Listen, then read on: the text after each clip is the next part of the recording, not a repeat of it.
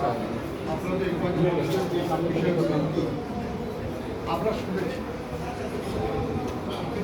আমরা শুনেছি এবং বিভিন্ন রাজনৈতিক দল তাদের অবস্থান করেছেন। আমরা তাদেরকে বলেছি যে যা আপনারা এই প্ল্যান আমরা শুনলাম, আমরা আমাদের দলে এই নিয়ে আলোচনা করে আমাদের দলের অবস্থান। তবে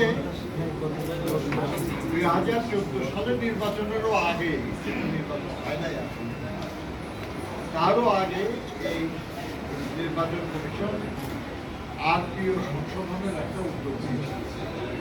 তখন আমরা বিএনপির পক্ষ থেকে যে প্রস্তাবগুলি করেছিলাম, যেটা নিয়ে নেতৃত্বে আমরা নির্বাচন এসেছিলাম, সেখানেও আমরা প্রবাসী বাংলাদেশিদের জন্য ভোটের অধিকার আমরা দাবি করছি।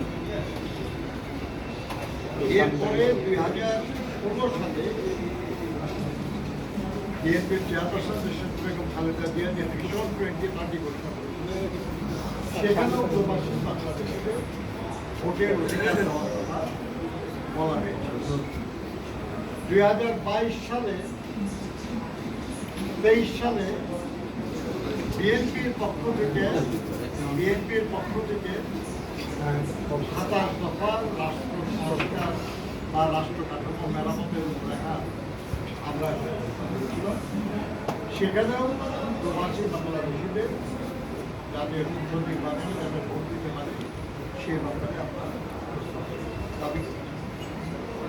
এরপরে আমাদের যুগপথ আন্দোলনের রত যেসব রাজনৈতিক দল সবাইকে সম্পৃক্ত করে তাদের সবার সম্মতি নিয়ে 2023 সালের জুলাই মাসে আমরা যে 31 দফা রাষ্ট্র কাঠামো মেরামতের রূপরেখা ঘোষণা করলাম, সেখানে প্রবাসী শ্রমিকদের, প্রবাসী বাংলাদেশিদের বাংলাদেশের নির্বাচনে অংশগ্রহণ করার অধিকার। কাজেই আজকে যে উদ্যোগ নির্বাচন কমিশনের পক্ষ থেকে নেওয়ার কথা বলা হয়েছে, এই উদ্যোগের প্রতি আমাদের শুধু সমর্থন না, এটা আমাদেরই দাবি। এবার প্রধান উপদেষ্টা বলেছেন নির্বাচন কমিশন এই ব্যাপারে উদ্যোগ নিয়েছে, আমরা ধন্যবাদ জানাচ্ছি। কিন্তু এটা আমাদের সমর্থনের প্রশ্ন নয়, এটা আমাদের দাবি বাস্তবায়ন হচ্ছে বলে আমরা খুশি।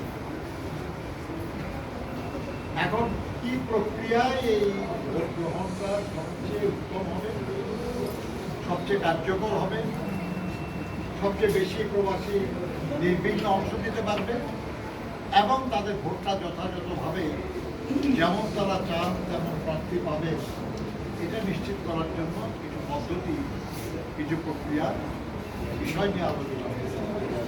আমি আবার বলছি এই ব্যাপারে বেশ কিছু ভালো প্রস্তাব এসেছে। তার মধ্যে যেই প্রস্তাবটা সবচেয়ে কার্যকর হবে, সবচেয়ে গ্রহণযোগ্য হবে, সবচেয়ে আধুনিক হবে, বাস্তবায়নযোগ্য হবে এবং সবচেয়ে সাশ্রয়ী হবে, কারণ আমরা খুব অর্থবান জাতি।